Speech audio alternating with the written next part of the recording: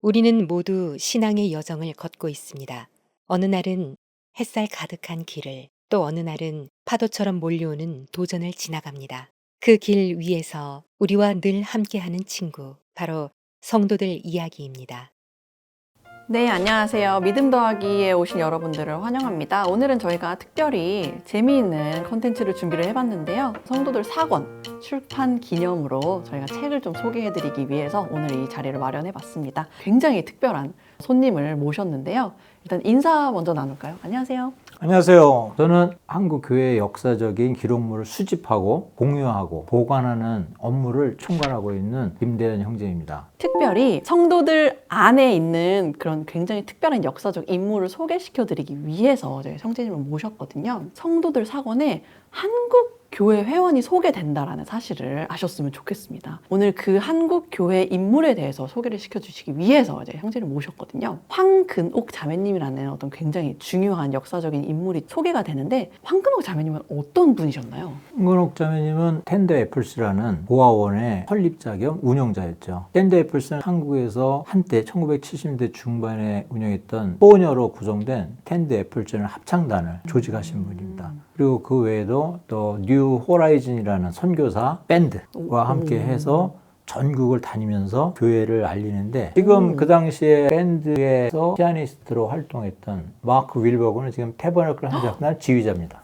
오! 너무 흥미로운 사실인데요. 그 당시에 한국에서 공연도 했어요. 피아노 공연도 하고 드럼도 있고 일렉트릭 기타도 치고, 거기 옆에서 고아들로 구성된 텐드 애플스라는 합창단이 있었는데, 사실은 다 고아라고 우리가 알고 있지만 대부분은 고아가 아니었어요. 그래요? 텐드 애플즈라는 고아원을 운영했지만, 그것이 어떻게 뭐 홍보 차원을 할 때 보통 가정에 한다고 그러면 조금 홍보나 흥행성이 떨어지니까 그쵸. 마케팅적인 누군가가 측면에서는 그거를 조금 과대하게 좀 해서 했는데, 실제로는 대부분이 고아들은 아니었고, 그리고 이분은 그 이전에 텐드 애플스라는 고아원을 자체적으로 하기 전에 미국에서 유학을 하시고 한국에 들어와서 지인의 추천으로 송죽원이라는, 지금 숭의여고가 있죠. 네. 거기 학교의 설립자께서 운영하시는 송죽원의 원장님으로 일을 하셨어요.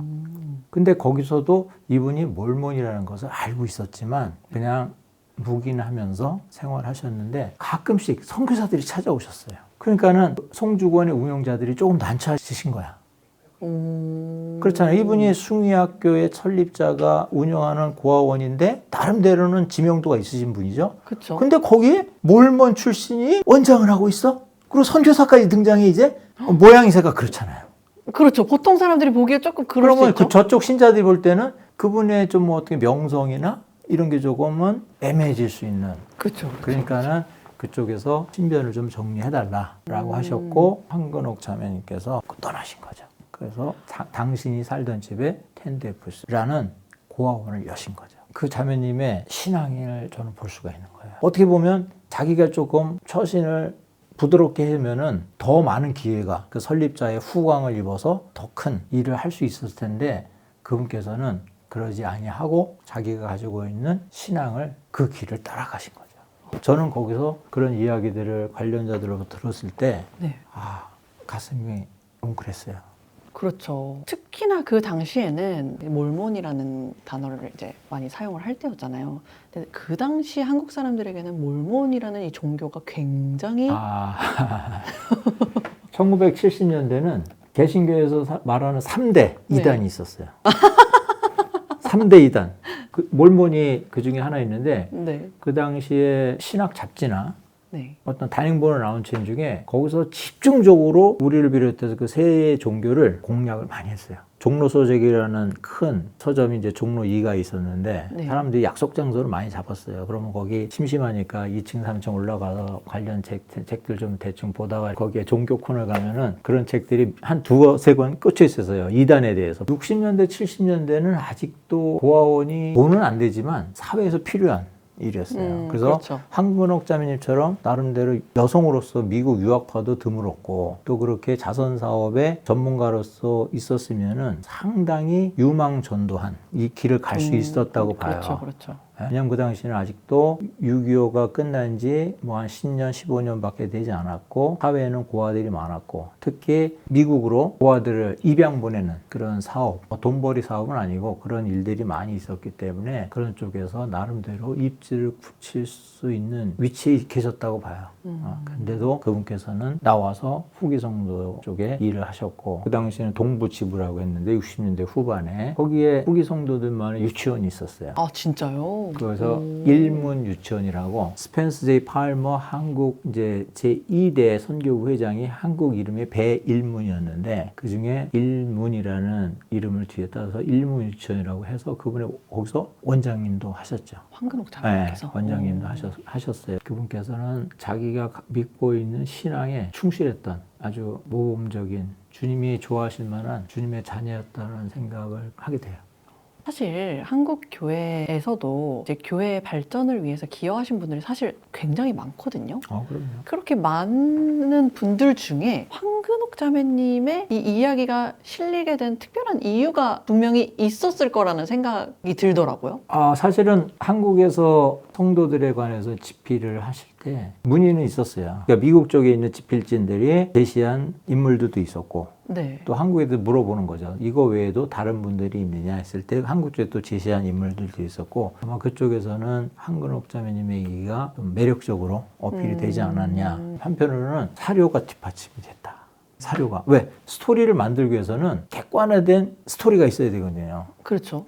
내가 상상으로 쓰는 소설에 있는 게 아니고 이제 그런 사료가 충분하다는 건 일단은 텐더 애플스를 통해서 그 고안을 통해서 미국에 입양된 자매님들, 형제 주로 자매님들 거예요. 자매님들이 미국에 이제 입양이 돼서 그분에 대해서 기리는 인터뷰도 하게 되고 또 텐더 애플스를 처음에 이제 지원을 했던 미국 군인 형제님이 있어요. 이름은 지금 정확히 기억나지 않지만 그분이 또 회고를 하시고 그래서 일단 사료가 있었고 또 한국에도 그분께서 살아생전에 모범을 보이셨기 때문에 그분들이 주는 또 증언들 이런 것들이 탄탄한 거죠. 뭐 얘기를 하면 드라마로 보면 탄탄한 내용들이 있었던 거죠. 아무리 좋은 내용이 있어도 그런 증언들이 없다면 이야기를 구성을 할 수가 없어요.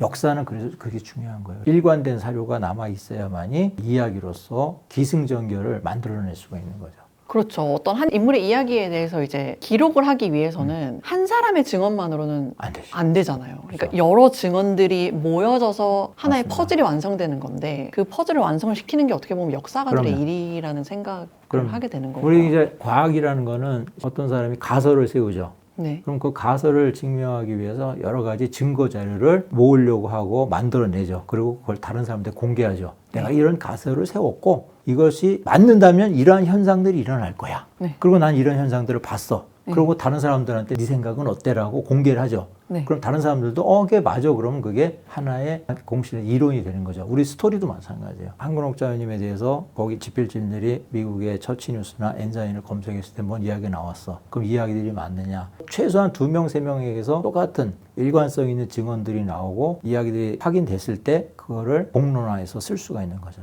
그렇게 했을 때 어떻게 보면은 역사적인 측면에서 객관화된 내러티브가 그럼요. 실릴 수 있게 되는 것 그렇죠. 같아요. 황근옥 자매님의 이야기도 거기에 보면 따옴표로 적혀 있는 부분들이 있을 거예요. 따옴표라는 건 뭐예요? 남의 얘기를 내가 빌려와서 문자로 만든 거거든요. 그리고 그 따옴표 뒤에는 풋노트가 있어가지고 내가 이것을 어디서 따왔다라고 명확하게 적어놓은 사이테이션이 부분이 정확해야 되는 있는 거잖아요. 거죠. 네. 책 뒤편에 보면 챕터 몇 장이 1번서부터 뭐 50번까지 다 이름이 적혀 있을 겁니다. 어디서 내가 인용했다는 것을. 네. 그만큼 성도들은 탄탄하게 쓰여진 책이에요. 혼자서 저자가 이런 생각이야. 나는 이렇게 생각해 하고 막 저술을 한 것이 아니라는 거예요. 네. 굉장히 사료 구성이 탄탄하고 그것이 일관적이라는 얘기예요.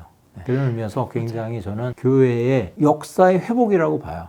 우리가 이제 조금 있으면 교회가 이제 200년이 다가오는데 몇 년 뒤면 그 시점에 대비해서 이 책이 이렇게 4권으로 나눠서 나왔다는 것은 상당한 의미가 있다고 봐요. 물론 처음부터 첫 페이지부터 4권 끝까지 다 읽는 것이 굉장히 좋은 일이지만 만약에 시간이 되지 않는다면 그 책을 옆에다 두고 시간이 나실 때 이끌림이 있을 때 본다면은 참 좋을 것 같아요.